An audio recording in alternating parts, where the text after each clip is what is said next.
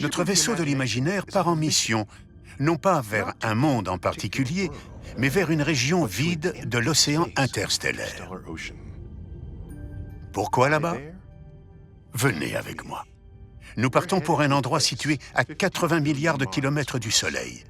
Ce que je vais vous montrer est le cadeau de milliers de générations de chercheurs. On étudie la lumière depuis des millénaires et la gravité depuis des siècles.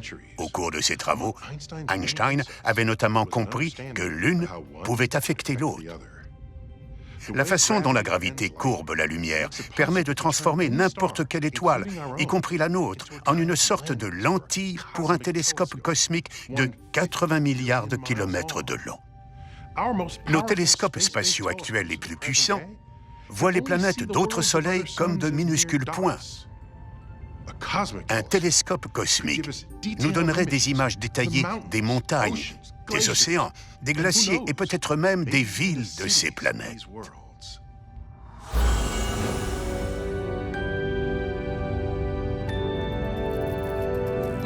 Voici le détecteur du télescope cosmique. Il capte la lumière qui émane d'une lointaine planète, puis renvoie un signal vers la Terre, devenant ainsi l'oculaire du télescope. Vous voyez cette étoile brillante dans le ciel? C'est notre Soleil, et aussi la lentille de ce télescope. Mais comment une étoile, qui n'est pas transparente, peut-elle faire office de lentille? Quand les rayons lumineux d'une lointaine planète passent tout près du Soleil, la force gravitationnelle de celui-ci courbe légèrement ses rayons. L'endroit de l'espace où ils convergent s'appelle le foyer. C'est là que l'objet observé apparaît le plus nettement.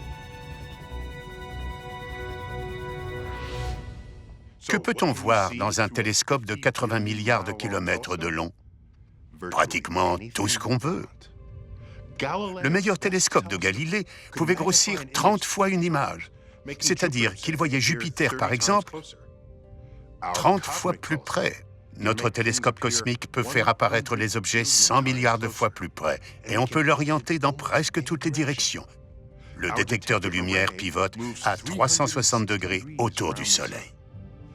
Il n'y a qu'une partie du cosmos qu'on ne peut pas observer. C'est le cœur de notre propre galaxie, la Voie lactée, dont l'éclat est trop aveuglant.